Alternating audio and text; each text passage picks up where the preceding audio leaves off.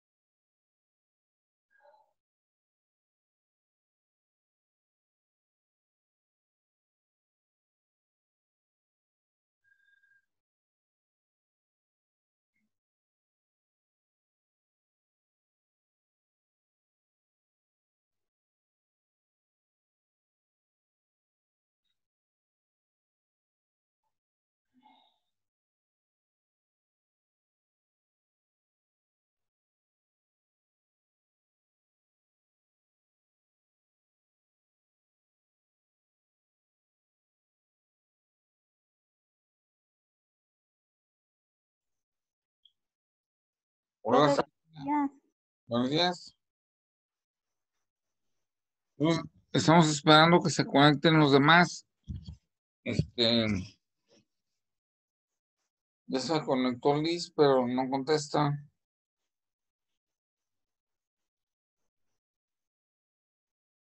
Es que no sé cómo se conecte el Liz, profe. No tiene ahorita celular.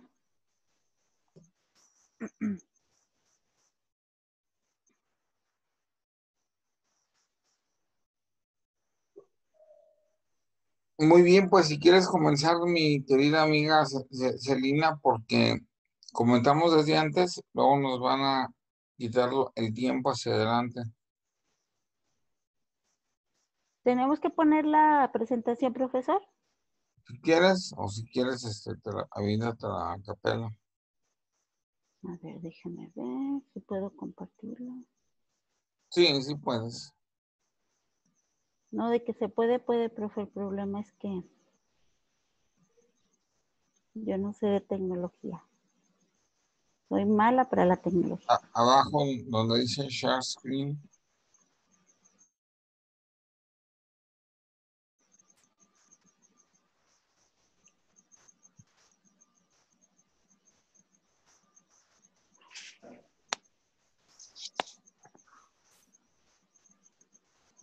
Dice, el anfitrión inhabilitó la función de compartir pantallas. O sea que nada más usted puede o qué, profe.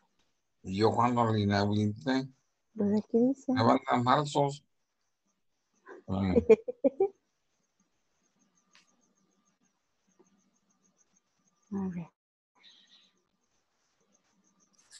Ahí está Liz, profe. Sí. Buenos días. Hola, Buenos días. buenos días, Liz.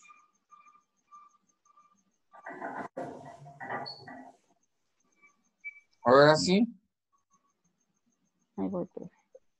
Voy a hacer un intento y si no, pues ya, ¿cómo vamos?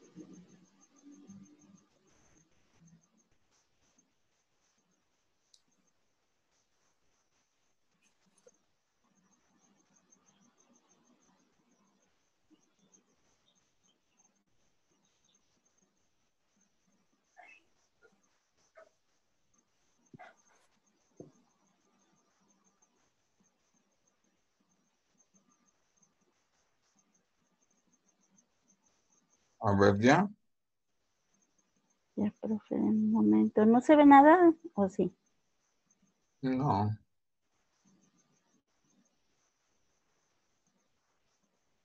A ver, ya. Tú intenta compartir. Se supone que ya puedes. O si quieres iniciar ya. Así inicio. A mí me tocó la parte número 3, el capítulo 3, del tratamiento psicoanalítico y sus alternativas. Bueno, aquí nuestro autor, pues hace una crítica, ¿no? Extensa a la teoría. En el 1952, cuando la evaluación crítica de la psicoterapia empieza, pues la neurosis pues es un desorden que termina por sí solo, nos dice el autor. No necesita una intervención, eso se le podría llamar una remisión espontánea. Los críticos observan que la calidad de la evidencia pues no es buena por parte de la teoría psicoanalítica de Freud, pero analizando el psicoanálisis son de tipo atractivos con la facilidad de la palabra, que la gente lo convence que necesita una terapia, inteligentes y con éxito, excluyendo a los difíciles y a los que desertan, pues no se consideran. Entonces, como no se considera este tipo de población, entonces todo la teoría psicoanalítica siempre va a ser casos con éxito. Si el psicoanalista tiende a seleccionar pacientes de modo que solo los menos enfermos son tratados, pues así se garantiza el éxito del método. Eso es lo que nos dice esta.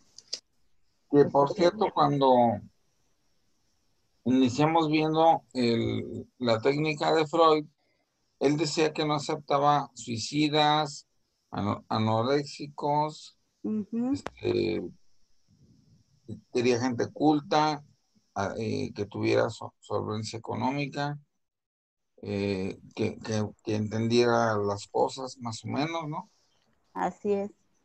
Y también que no fueran enfermos con enfermedades psiquiátricas. Sí, que no fueran psicóticos. Entonces nos dicen los críticos que cómo es posible que iba a curar a toda la población si nada más seleccionaba una parte. Muy y luego viene otro autor que nos dice también que el psicoanálisis tiene pobres resultados.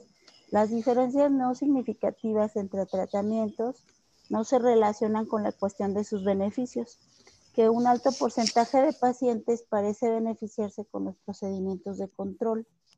Y también dice la contradicción de eso, que menciona que no hay beneficios si al final de todo siempre existen beneficios. Entonces, él mismo empieza a criticar y a la vez ya al final hace extenso pues su opinión y dice que bueno, sí puede haber un beneficio. Entonces, las críticas son interesantes porque cada uno tiene una forma de pensar. Podemos volver a eso también, ¿no? El hecho de que pueden ir adaptándose las cosas y probablemente si hay un beneficio, nada más por unas personas, no todos.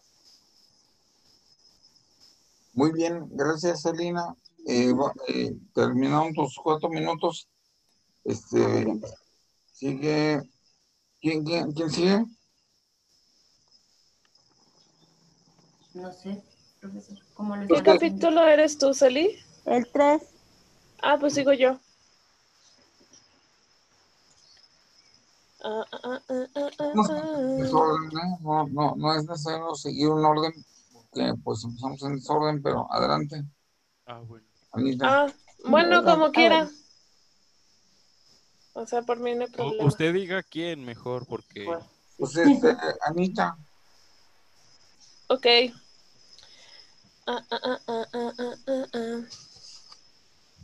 Ay, cielos. Se supone que sí pueden ¿Quién compartir. está compartiendo pantalla? No sé, a mí no Ya. me dejó. Bueno. No, o sea, no quiero compartir, pero es que como tengo aquí mi presentación. Se puede, ya tienen autorización, creo yo. Bueno, yo para poner primero, o sea, para entender la forma en la que querían ver su punto de vista los diferentes investigadores, investigué de la neurosis porque era como un concepto que no entendía bien, y lo que investigué fue que se debía a conflictos, o sea, la neurosis se debía a conflictos emocionales y que tenían como síntomas psíquicos. Entonces, por ende, la psiconeurosis agrupa la histeria, la obsesión, las fobias, etc. Y también se enfrenta con conflictos pseudo conflictos sexuales intrapsíquicos, que, o sea, que son como más basados en las emociones y todo eso.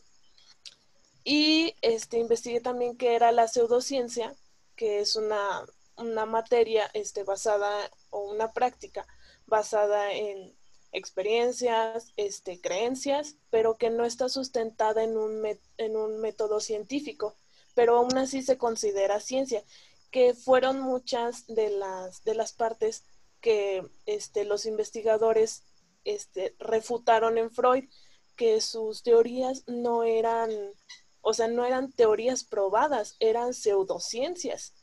O sea que, por ejemplo, en una parte que vamos a ver del pequeño Hans, el pequeño Hans solo estuvo tratando a ese niño por un tiempo considerado, pero solo lo vio una vez.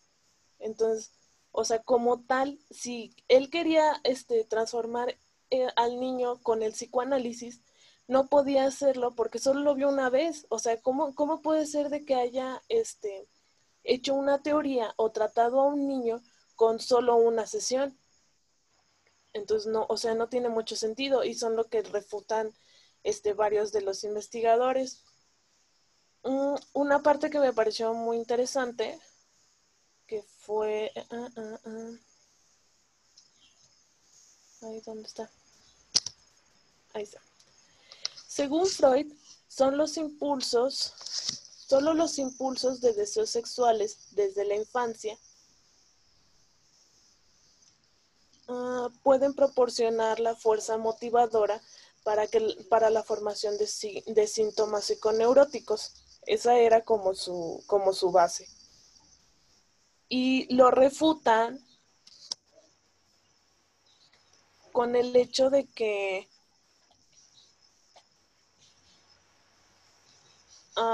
pues, o sea, no puede ser como tal, los síntomas no te pueden decir, o no puedes generalizar de tal manera en un síntoma. O sea que tienes que hacer como una investigación más detallada.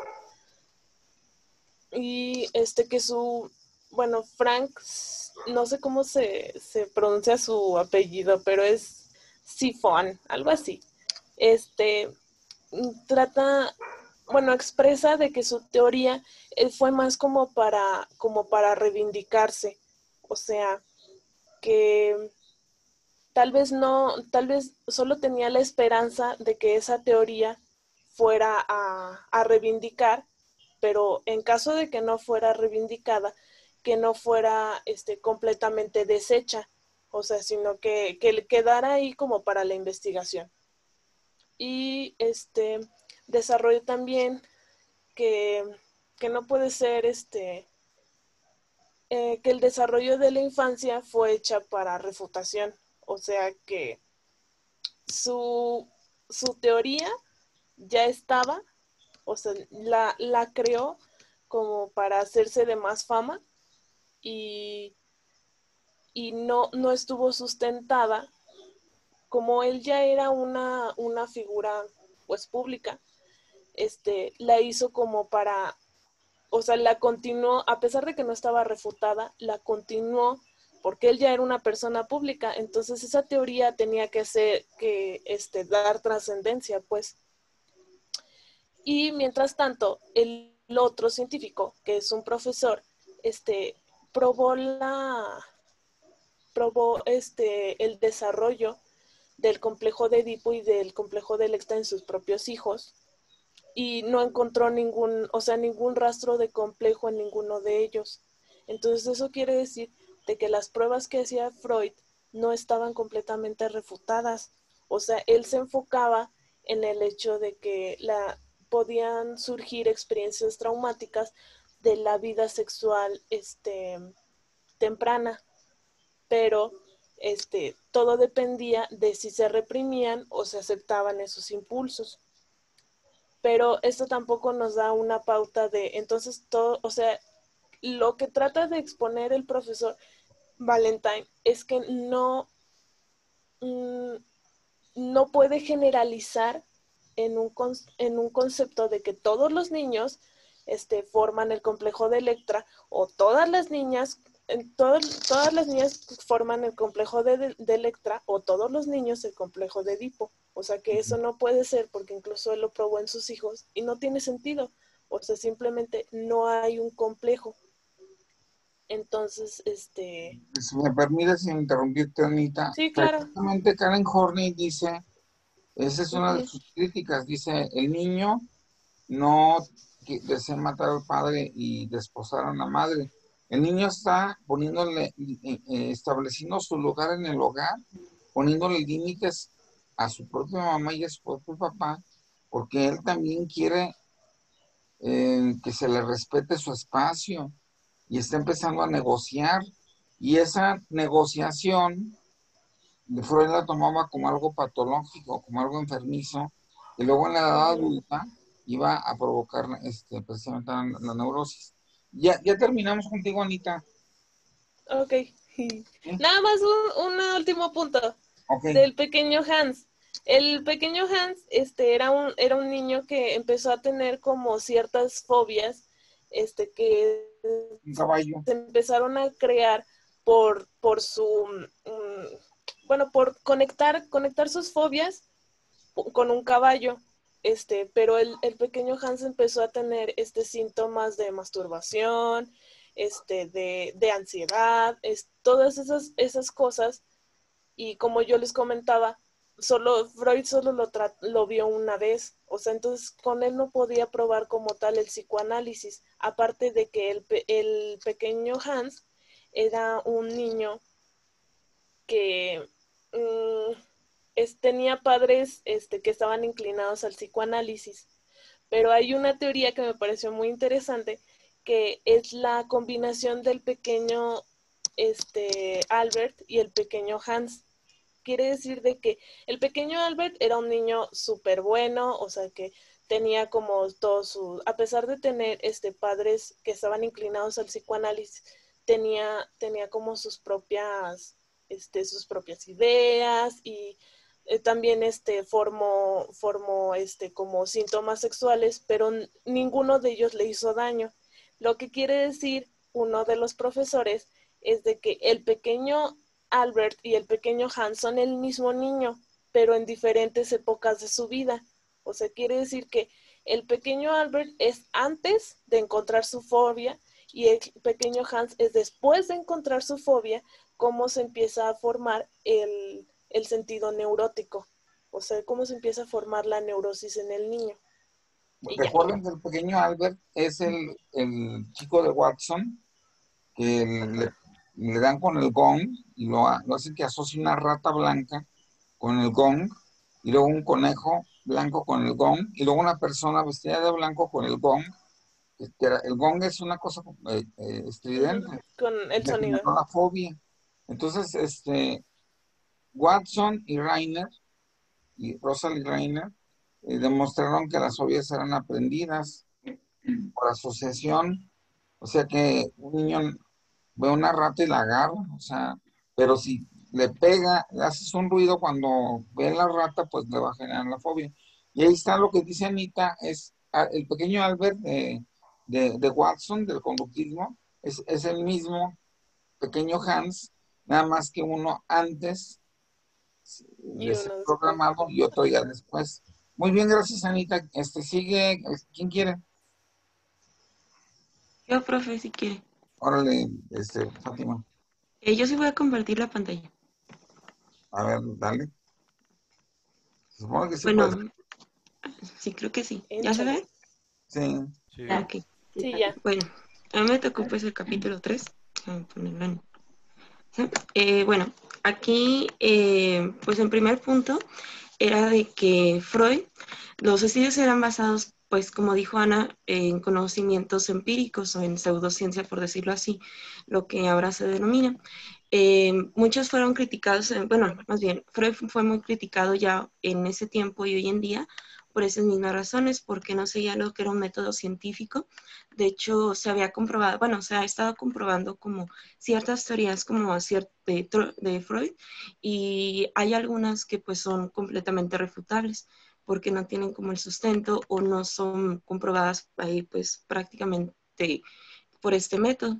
También pues hubo varios retractores en su época, por decir, este señor Rosenzweig, él pues estaba tratando también con los estudios que había hecho Freud sobre la represión, y Freud pues prácticamente le dijo así cuando llegaron sus notas que no podían ser alterados los estudios, que pues prácticamente él no tenía por qué tener como que este tipo de conocimiento sobre lo que era la represión. Siempre hubo como ese roce con este autor en base a lo que era la represión. De hecho, había una parte en la que decía que pues los experimentos de Freud no se pueden ser como completamente comprobados porque es muy difícil experimentar con lo que son seres humanos, por lo que son que se tienen que haber muchas emociones de por medio, y es muy difícil hacer estas emociones pues artificialmente, que era lo que estaba comprobando este señor Rosenzweig, que era su nombre. También hay unos dibujos que son de Blanqui. Estos pues prácticamente bueno, se ponían mucho a lo que son las etapas de desarrollo sexual de Freud, que se supone que decía que estos, bueno, de carácter análisis sexual, análisis oral en en estos dibujos se hacían por medio de los pacientes, y dependiendo de lo que es, por decir, oral, eran, bueno, las personas que veían algunos dibujos referentes a defecación y todo eso, eran personas como extrovertidas, que eran personas que eran pues prácticamente con tendencias de parsimonía, orden y tenacidad, de un erotismo anal reprimido.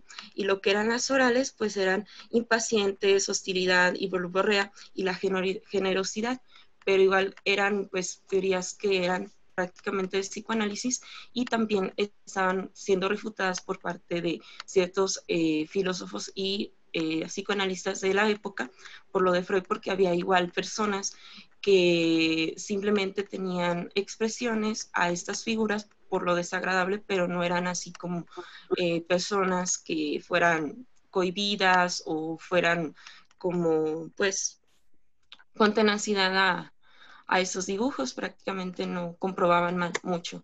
También otros métodos que utilizaran para analizar las teorías fue por Frida Goldman Isler, que pues ella estaba viendo las etapas oral y anal de los niños, que ella comprobó que no es como que los niños tengan represiones sexuales desde chiquitos, sino que todo esto viene por parte del ambiente que se crea en los niños, la crianza, que en la etapa anal ya comprobó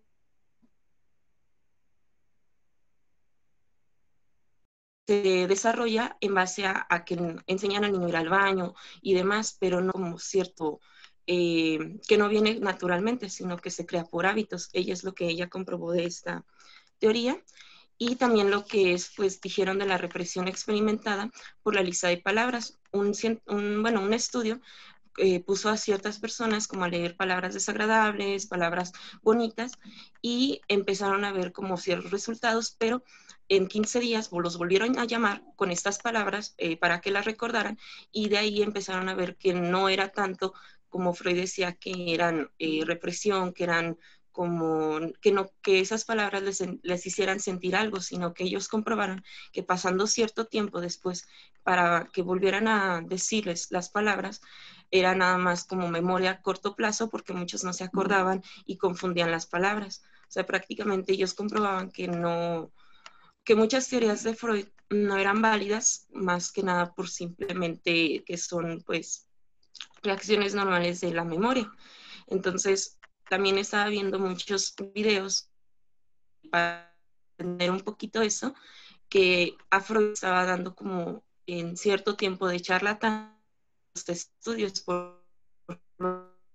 que no eran basados en un científico, y comprobar lo que son pues desde los sueños, que son los dibujos, lo que son pues este tipo de represiones en los desarrollos, en el desarrollo psicosexual de Freud.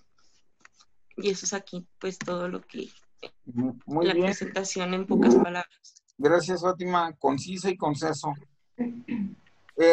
Recuérdense, espérame, Rutanito, nada más acuérdense que Freud decía que no existía el olvido, que todo se quedaba guardado en el inconsciente, que lo que pasaba, que por qué no lo podíamos recordar, que porque lo reprimíamos, y que por qué lo reprimíamos, que por cuestiones sexuales.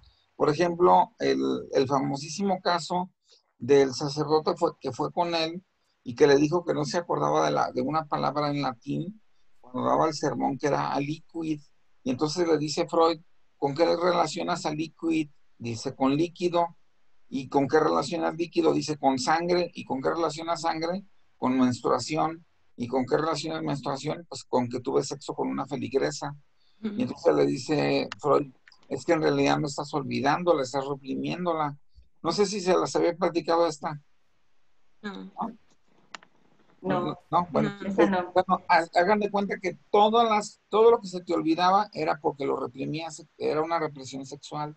Entonces, aquí hubo una lucha entre los que pensaban que la memoria se debilitaba con el tiempo y tendíamos a olvidar, y los que pensaban que la memoria era fuerte, pero que era reprimida por lo sexual, que era la teoría freudiana. Eso es lo que nos estaba diciendo Fátima. ¿Sigues, Ruth? ¿Sí estoy bien? Pues como ya es bien poquito tiempo, mejor ¿cómo se llama? Voy a resumir, ¿no? Todo. A mí me tocó el capítulo La interpretación de los sueños y la psicopatología de la vida cotidiana. Freud, pues él decía que, dicho por él que era su principal teoría, ¿no? La de los sueños. Pero pues aquí le refutaron mucho porque todos los sueños que él analizó o que presentaba más bien, pues no tenía nada que ver con su teoría.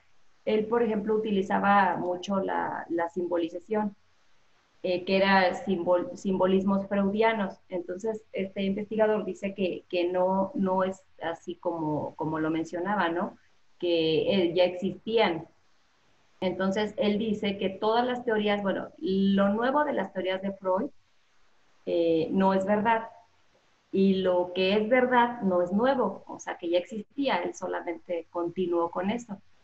Entonces eso sí también me sorprendió, pero pues sí, tiene razón, ya que da todas las explicaciones, pues se entiende perfectamente.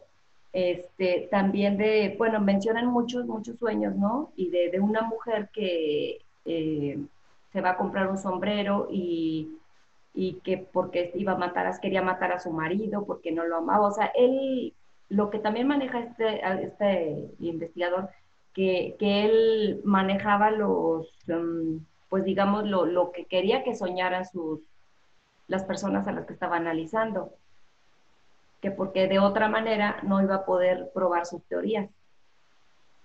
Entonces también ahí dije, ay, wow, pues así fue revelador todo esto. Otra cosa también de la asociación libre, que él la utilizaba para poder descifrar los sueños, pero también le refutan eso o que no puede ser posible, que porque depende de muchas cosas de la vida cotidiana, que es lo que contestas, ¿no? En la primera palabra que te preguntan. Entonces no tiene ninguna relación. Y de los simbolismos, bueno, ya ves que él era muy, todo era sexual para él. Por ejemplo, lo que era algo muy picudo con filo, pues que era el aparato reproductor masculino, y que lo que era hueco y era el femenino. Entonces, también ahí este señor que lo está criticando dice que todo lo veía sexual porque era algo que él reprimía desde el que era novio de la esposa, que 5 años no tuvo relaciones con ella. Al casarse, pues que se la pasaba embarazada, entonces tampoco tenía. Y lo de la relación con la hermana, él menciona que de ahí pudo sacar el complejo de Edipo. No era tanto con la madre, sino era con la figura, pues que era su familia, ¿no? La señora está, entonces que era con la novia, que era la hermana de la esposa.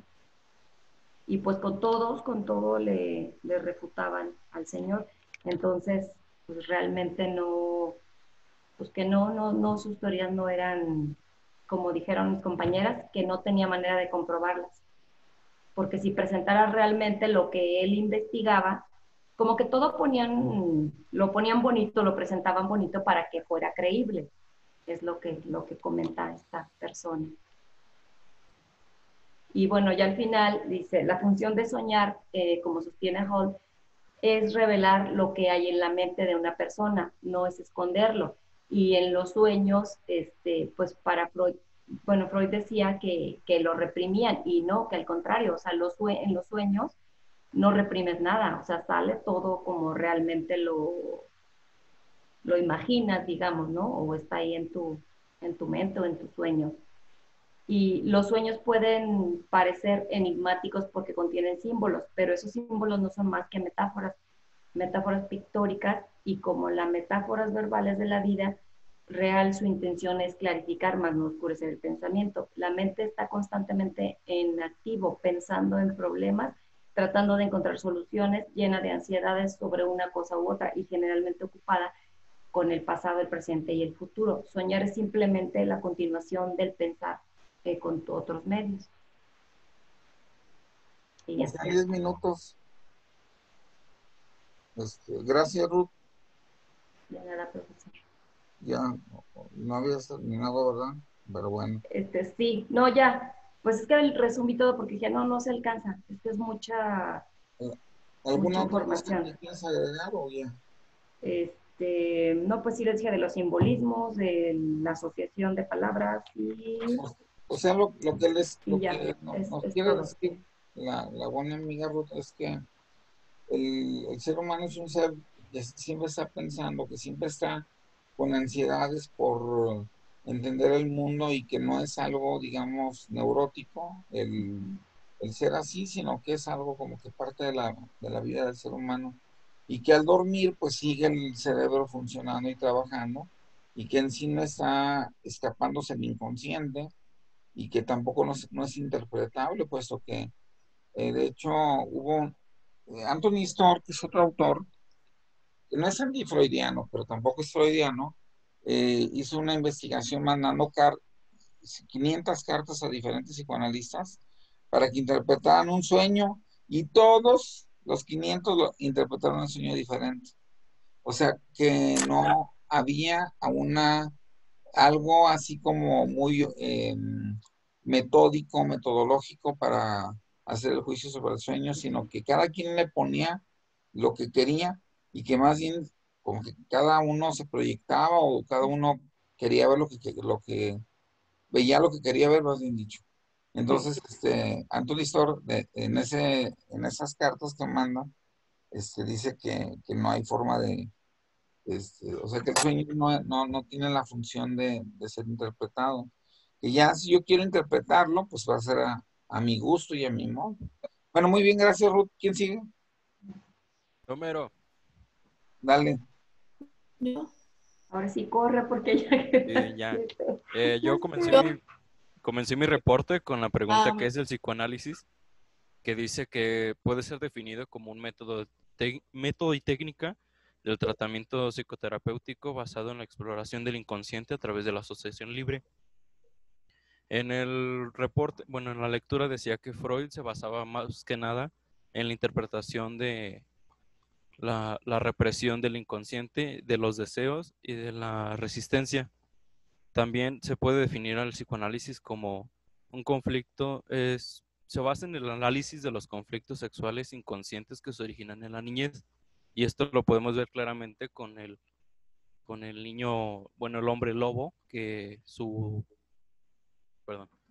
problema era que cuando era niño vio a sus padres teniendo sexo y desde ese momento se traumó y asoció a los lobos con sus padres teniendo las relaciones sexuales. El psicoanálisis es conocido sobre todo como un método de tratamiento del desorden mental, neurótico y problemas psicóticos. Freud descubre la teoría de métodos psicoanalistas de un principio para tratar los pacientes y reclamó amplios títulos para cada uno de ellos.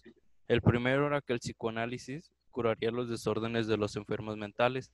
El segundo, que el psicoanálisis solo era capaz de ello, que ningún otro método podía hacer eso más que el psicoanálisis. Y lo que me llamó más la atención fue que Freud decía que los síntomas de las enfermedades mentales podrían ser no los síntomas de la enfermedad que ellos creían que tenían, sino de otra más compleja. Eh, mm, los conflictos con la moralidad, la actitud consciente del mismo y los síntomas eran la erupción de los pensamientos y deseos reprimidos del inconsciente. Esto es básicamente de lo que se trata el psicoanálisis y de la forma en la que se utilizaba para la cura de las enfermedades mentales. Ya, eso es todo. Hasta aquí mi Muy, reporte, Joaquín. muy bien, excelente. Bueno, ¿quién sigue? A ver, de las personas que estén presentes. Ay, Dios, pues, A ver, no yo falta. le sigo, profe. Órale. Por eso digo que yo no. A ver, lo hago rápido para que te toque también. Sí, está bien. 5 A mí me minutos. tocó el primer capítulo que es de Freud y pues prácticamente me tocó toda su biografía, pero se los voy a resumir a 3 reglas que nos dan para seguir bien sus escritos. La primera regla es no creer nada de lo que lee sobre Freud o el psicoanálisis, especialmente cuando ha sido escrito por Freud o por otros psicoanalistas sin cotejarlo con la evidencia pendiente. La segunda regla es no creer nada dicho por Freud y sus discípulos sobre el éxito del tratamiento psicoanalítico. La tercera regla es no aceptar pretensiones de originalidad, sino examinar la obra de los predecesores de Freud.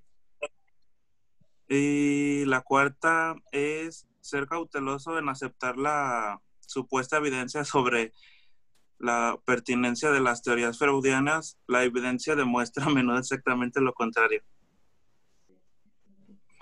¿Y ya? Y ya, nada más se lo resumí a eso porque es un montón de biografía. Bueno, pues entonces no hay que creer, No hay que hay creerle, que ya sé. usar la ciencia.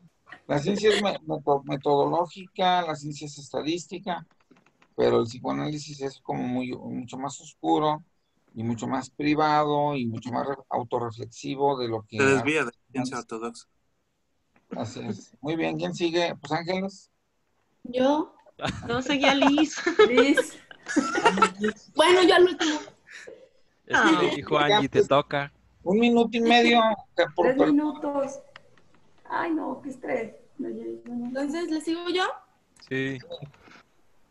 A mí me tocó el capítulo 8 y primero voy a hablar de Francis Bacon, que dice que la verdad sale fácilmente de un error que de la confusión de fingir la posición y Freud en el mundo de la ciencia. Freud era muy ambiguo en sus juicios sobre sí mismo y también de la hermenéutica, es la disciplina que se ocupa de la interpretación y el significado. Comparará el análisis de acciones y experiencias con el estudio interpretativo. También debatió Stevens de la naturaleza y el potencial de la psicoterapia, que se decía que Freud y su lugar en la historia fue sin duda un genio, no de la ciencia, sino de la propagación, no de la prueba de... ¿Dónde? Un genio de la propaganda.